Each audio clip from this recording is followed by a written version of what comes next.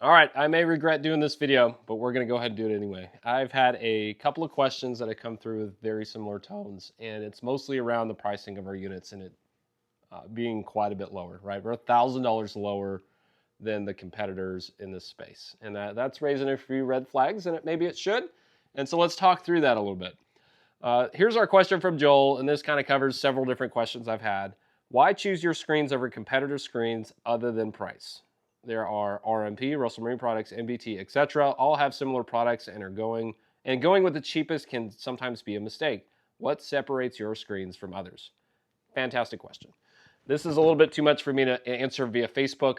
My thumbs would get worn out.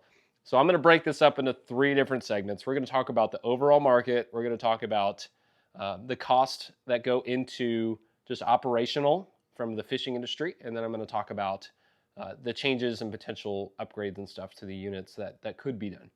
So I'd recommend, you could jump around, but I'd recommend go ahead, let's just listen to the story, hang out with me for 10, 15 minutes here, and let's just kind of talk through how I'm viewing this whole scenario as we enter the fishing market here with our displays.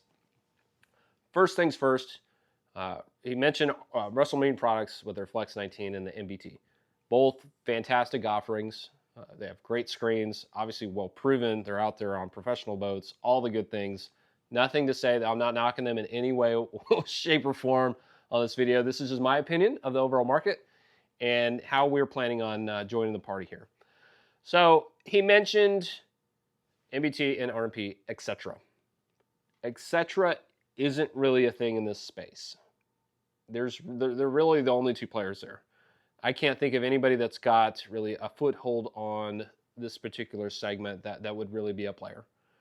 We're trying to come in and help join that. So what happens from an economic standpoint, right? So we're going to do MBA Economics 101. When there is a low competitive market, the price is almost just set irregardless of the quality of the product and what goes into it, which could be high margins. It just is what it is. Imagine, if you will, the automotive industry. You woke up tomorrow and it's Ford or Chevy. Those are the only ones you can buy in North America. They're going to set the price of an automobile in the States. And if Chevy goes up a little bit, well, Ford can go up a little bit. And if Ford goes up a little bit, Chevy can go up. And here we go, right? There's nothing pushing it down. Now, Honda, Kia, Toyota, whatever, pick your whatever flavor car, they all have a competitive field. And as you add competitors to a market, you tend to drive things lower, people get more efficient, things tighten up, yada, yada, yada. So that's kind of, as we're entering this space, we are being aggressive with our pricing. And I think there's opportunity to open this up to a lot more anglers than maybe what's feasible today. That's why we're so hung up on the $1,000 less. That is like a personal goal of mine. I want those guys that are fishing the opens, that are fishing collegiate bass fishing, that are doing walleye tournaments, that are doing Texas high school bass fishing. If you've got the capability and you can get to this point, we want to help lower that barrier to entry for you, keep a little bit more money in your pocket, go buy a few more jigs, whatever it is, so that you can get off and running with the most competitive technology that we think we can get for you at that price point. Hopefully that makes sense. If it doesn't, let me know what you think. I'd love to chat on that. The next part is the cost to acquire a customer. And the way the fishing industry typically operates is through sponsorships, right? That's no question. You know, there's people wear stuff all over their jerseys. They got wrapped boats. They got wrapped trucks. That's how this world works. And typically that's going to cost some money. So you're paying someone's entry fees. You're giving away free units. You're heavily discounting units. Whatever it is, that's going to cost money. And ultimately, anybody with some business sense would roll that cost into the price of your products that you're selling. You're going to peanut butter spread that. You know, maybe it's 1 out of every 20 units you give it away to a pro angler. You're going to spread that out. You know, maybe it's $20 a unit, $50, $100 a unit. You're going to spread that out over a larger volume and distribute, spread the love there a little bit. I don't have that. Obviously, as a startup, we have rock bottom overhead. I'm in my garage, right? And we don't have this whole fleet of sponsorship requirements, events, things like that. We're going to work much more organically on our content. I do all the videos right now. Hopefully, as more units get out there in the field, we have some more content creators that reach out.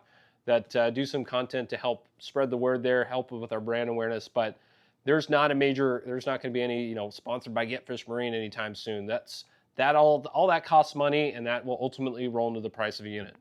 No matter how you how you shake it, someone's paying for that. It's going to be in the price. That's segment number 2. Here we go for number 3. Let's talk about the product. That's probably why you're here.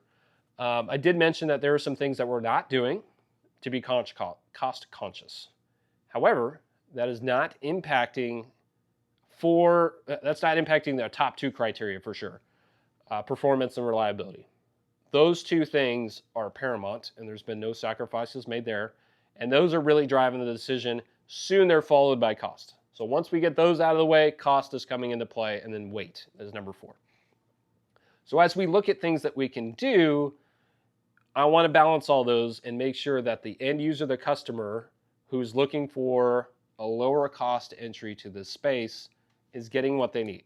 And what is that? They want something that performs, that's reliable, that helps put more fish in the boat. And I'm going to say that aesthetics and tweaks here and there aren't as critical. If you want that, there are units that do that at a higher price point, right? We know that. So, for example, we've got things like the GF on the bottom of the display here. That's a vinyl decal. You cannot brand something any cheaper than a vinyl decal. Also, that's a little bit, it's customizable, right? You don't like it? Peel it off. No problem. You need another one? I'll send you another one. Sounds great. But the idea there is you could essentially laminate the logo in between the layers of the glass, and that looks premium. No doubt about it. Love it. I'd love to get there at some point. But it's a cost adder, especially at our volumes. Any of the volumes for these guys are going to be quite low, just in the grand scheme of the world. And so any customization you do or extra processes roll cost into the product. So when I looked at how do we brand it, is it going to increase performance? No. Reliability? No. Cost? It's a cost hit. No, not a small one. Weight? No. So all my radar says, nope, we're not going to do that. Not right now. Maybe as we scale, we can get the volume up. We can work through that. Sounds great. Not right now. Again, we're driving costs down, not impacting performance. That's the goal, and reliability.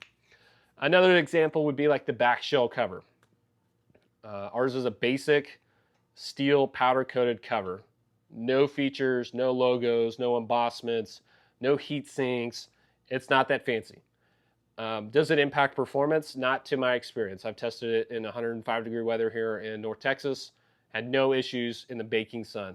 The operating temp is rated to 158 degrees F. If you're out there fishing in that heat, good luck. Is it going to help reliability? I don't think so. No. Is it going to help with cost? No. Changing that to what might we do? So if you didn't want the basic cover, you can go with like an aluminum fin cover. Looks cooler, right? Is it going to catch more fish? Nope. Is it going to be more reliable? Nope. Is it going to... Like you kind of see where I'm going. Like if it's not providing inherent value to the core customer that is looking for a low-cost product, I'm out. It's not worth it. Not today, maybe later. We'll work through the volume. Packaging, like our packaging is very basic. We're not going to have super custom, fancy Apple-like packaging. It's going to be very basic. And once you get the unit, you're going to probably throw it away. And so just things that don't really matter or what we're managing our costs on. We have low overhead, and we're entering a very low competitive market, and we want to go make a dent in it with providing a product that is of high quality, that has a couple things that maybe aren't as premium, but we still offer a product that will help get you more fish in the boat. It has helped my game, no doubt about it. I run the 19. This is the 16. I run the 19 on my boat, and I have benefited from being able to see quite a bit more than my 12-inch. Hopefully that's answered your questions. If not, please feel free to reach out in the comment section. I'll do my best to field them. It may end up in another video. As you can see, my goal is to be very transparent on what we're doing. We're a small outfit. I want to make sure people are getting what they need. And like and subscribe to the channel so you can stay up with us. If you haven't already, October 13th, 7 p.m. Central, we will put a few units up online. There's just a handful.